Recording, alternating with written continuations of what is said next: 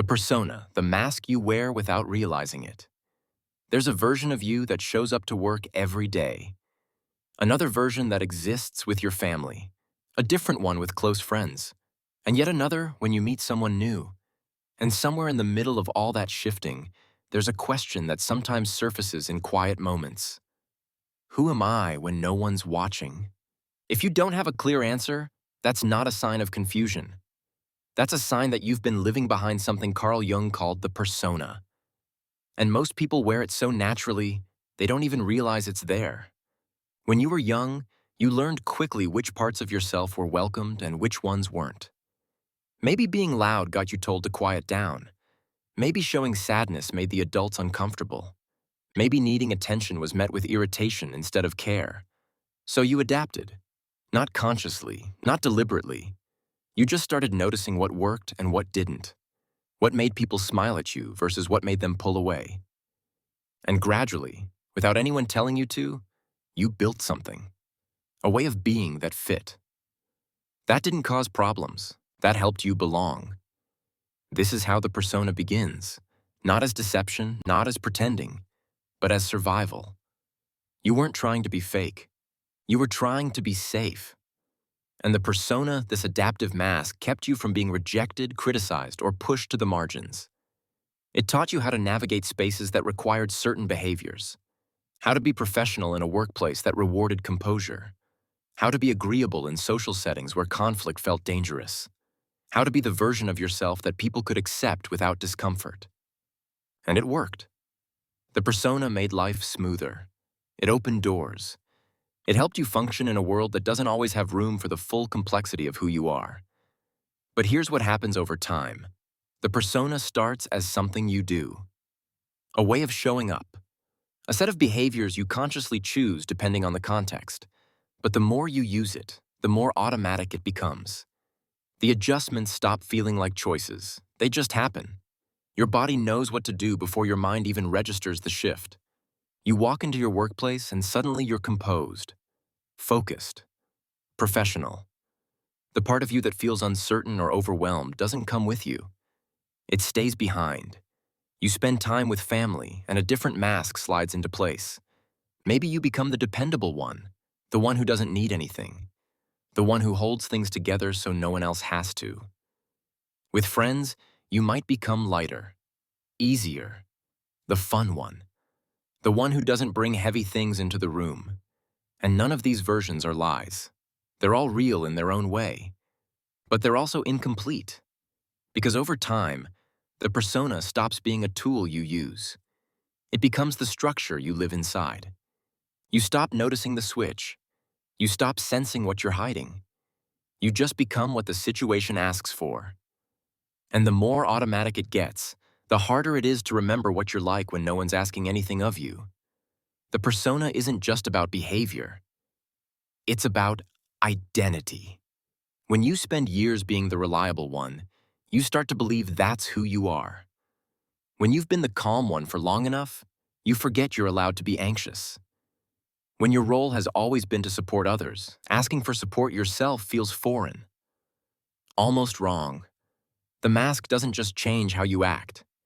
It changes how you see yourself. And that's when things start to feel strange, disconnected. Like you're living a life that makes sense on paper but doesn't quite feel like yours. You achieve things, but they don't bring the satisfaction you expected. You're surrounded by people, but you feel unseen. Not because they're ignoring you, but because the version of you they're seeing isn't the whole picture. It's the persona, the curated version, the one that fits into the roles you've taken on. And the real cost isn't that you're lying. It's that you've spent so much time being what others need that you've lost access to what you need. Your preferences become vague. Your desires feel unclear. When someone asks what you want, you hesitate. Not because you're indecisive, but because you genuinely don't know anymore. You've been listening outward for so long, you stopped listening inward. This is what emotional exhaustion from the persona feels like. Not burnout in the traditional sense, not collapse, just a slow, quiet drain. Because living behind a mask requires constant vigilance. You're always monitoring, always adjusting, always aware on some level of how you're coming across. Even when you're alone, the persona doesn't always leave. It lingers. You find yourself thinking about how something would look, how it would be perceived, whether it aligns with the version of yourself you've built. And that takes energy, the kind you don't recover from with rest. Because it's not physical fatigue. It's the exhaustion of never being fully at ease, of never letting the mask drop completely. You start to feel hollow, not depressed necessarily, just distant from yourself. Like there's a version of you that exists somewhere underneath all the roles, all the adjustments, all the performances, but you can't quite reach it anymore. And that distance creates a specific kind of loneliness. Not the loneliness of being alone, the loneliness of being surrounded by people who know you but don't actually know you. Because how could they? You've only ever shown them the parts that fit, the parts that work, the parts that don't require too much explanation or disrupt the equilibrium. The rest, the complicated parts, the uncertain parts, the parts that don't fit neatly into a role, those stay hidden. Not because you're ashamed of them, but because there's never been space for them. And after a while, even you forget they're there. The persona was never meant to be permanent. It was meant to be a bridge, a way to move through the world when being fully yourself felt too risky, too vulnerable, too likely to result in rejection. And it did its job. It protected you. It helped you belong. It kept you functional in environments that required you to be something specific. But somewhere along the way, the bridge became the house. The temporary became permanent. And the mask you wore to survive became the face you thought was yours. And now, when you look in the mirror, not the literal one, but the internal one, you're not entirely sure what you see. Because the persona has been there so long, it's hard to tell where it ends and where you begin. That confusion isn't a flaw. It's not something broken in you.